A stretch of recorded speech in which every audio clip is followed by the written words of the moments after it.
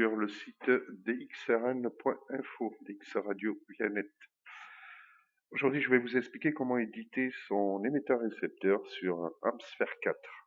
Alors, nous allons commencer par éditer notre émetteur-récepteur. Donc, lors de votre installation du système Amsphere 4, il vous a installé sur le bureau un petit icône que nous voyons ici.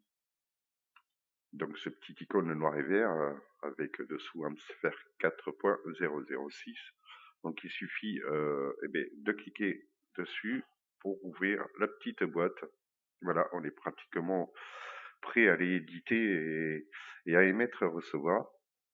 Donc il suffit de rentrer son call, de rentrer son mot de passe et de se loguer tout simplement.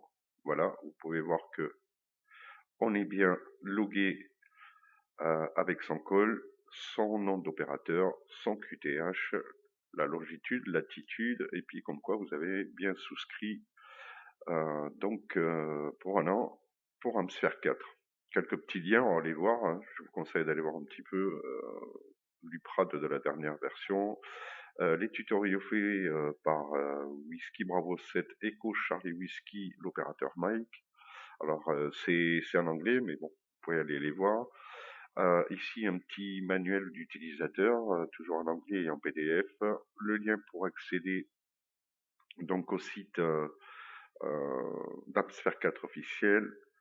Et puis VOA Cap, la prédiction des propagations, qui est très intéressant aussi. Et puis toutes les anciennes versions et les corrections qui ont été faites pour la version 4. Ensuite, tout à fait un mot, vous allez vous retrouver donc, ça c'est un numéro vert, c'est comme quoi vous êtes bien connecté, hein. Le petit bouton pour aller au magasin Shop, hein, pour acheter ses modules, ses antennes, ses plaques, etc., pour pouvoir améliorer votre émetteur-récepteur. Le petit bouton ici, là, c'est pour accéder à votre émetteur-récepteur et puis recevoir et émettre. Et puis, ce qui nous intéresse aujourd'hui, donc le bouton Editor, pour pouvoir y accéder, on clique dessus et on va pouvoir accéder à l'édition complète de son émetteur-récepteur.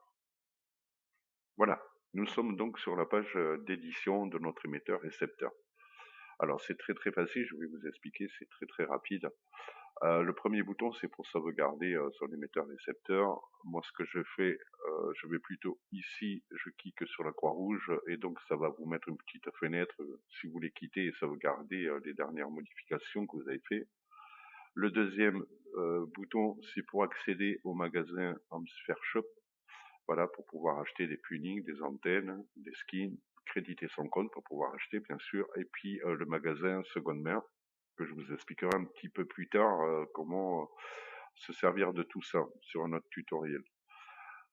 Ici, le petit bouton, c'est les skins. Donc vous allez voir un petit peu la modification. Voilà, donc un skin, quand on l'achète, c'est pour tout votre émetteur-récepteur. Et ici, donc tout ce qui est en rouge et en vert, donc c'est en rouge c'est ce que vous avez mis sur votre émetteur récepteur et en vert c'est ce qui vous reste.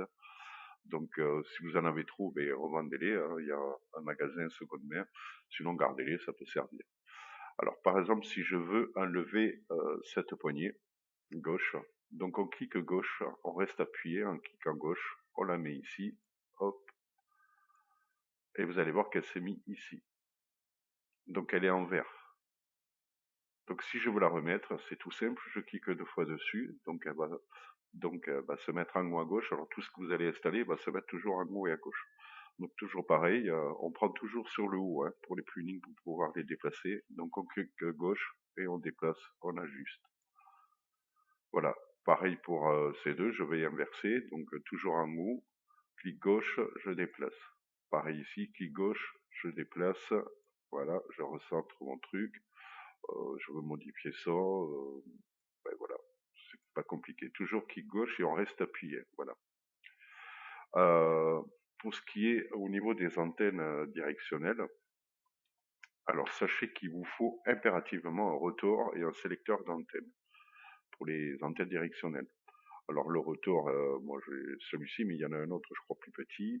Donc petit réglage, si vous voulez vous mettre là-dessus, vous n'avez pas la carte. Si vous mettez là-dessus, il y a la carte. Pour le sélecteur d'antenne, si vous mettez sur F, donc vous allez voir toutes les antennes qui sont achetées, et celles qui sont en vert, c'est les antennes que vous avez. Voilà, que vous pouvez vous servir sur les bandes. Alors moi, je me mets sur P, pourquoi? Moi, j'ai 3 antennes et je suis sur 40 mètres. Si je me mets sur 160 mètres, il va me sélectionner que l'antenne disponible pour la bande. Voilà, 80 mètres, donc moi j'ai une G5RV, je peux me servir de la G5RV ou de l'IDC. Si je me mets sur la 40 mètres, je peux me servir, voilà, ça c'est les antennes que j'ai achetées. Donc je reste sur P, comme ça je suis pas embêté à aller chercher mes antennes à droite et à gauche. Un petit réglage aussi qu'on peut faire ici, donc au niveau de ce réglage. Donc si par exemple je me mets comme ceci, lors de ma sauvegarde, quand je vais allumer mon émetteur-récepteur, il sera sur ces réglages-là. Comme je peux, moi je me mets comme ça je suis tranquille. Voilà, il n'y a rien de compliqué. Un petit truc aussi, si vous rajoutez par exemple ces plugins là, c'est des textes qui s'éclairent. Celui-là, on peut pas changer le texte ni la couleur. Mais par exemple celui-ci, on peut changer le texte, la couleur. Alors pour savoir s'il fonctionne bien, si on a la bonne couleur qu'on veut, on appuie sur PTT. Vous voyez, mes trucs s'allument, donc je peux modifier mes textes et mes couleurs. Donc tous les réglages se font ici avant de vous servir de votre émetteur récepteur. Voilà, petit truc aussi, les boutons. Donc suivant les boutons que vous voulez, vous pouvez déplacer. Vous allez voir, si je me mets sur logbook et si je me mets sur émetteur, vous voyez, j'ai un trou là. Moi ça me plaît pas, donc je vais le remettre ici. Donc moi je trouve qu'il y a un peu trop de boutons, mais bon, ça peut servir aussi, suivant ce qu'on fait. Et un petit truc aussi, pour pouvoir renommer un bouton, c'est pas compliqué, on clique 2 fois dessus. En gros, vous avez une petite fenêtre qui s'affiche, vous voyez, je vais lever book. Voilà, je mets OK, et vous verrez que mon bouton, il y a marqué que log. Donc moi je vais remettre, je clique 2 fois, je vais remettre comme c'était avant. Voilà, on fait OK, et vous allez vous apercevoir que mon bouton, j'ai renommé mon bouton. Voilà, petite astuce. Une fois que vous avez fini, alors ça c'est chacun son idée, comme il veut son émetteur récepteur, hein, chacun son idée, comme on a envie de s'en servir, au plus pratique bien sûr. Une fois que vous avez fait ça, eh bien, vous cliquez sur la petite croix rouge en haut à droite, vous avez quitté et sauvé l'ensemble, vous cliquez sur oui. Voilà, vous avez votre petite fenêtre qui s'allume. Donc on clique sur émetteur. Voilà. Et maintenant vous avez votre émetteur qui est en route. Donc vous pouvez l'utiliser, il n'y a pas de souci. Voilà, j'espère que ce tutoriel vous a aidé. Toute l'équipe de DXRN vous souhaite une très très bonne journée et de très très bons contacts. À très bientôt pour un nouveau tutoriel.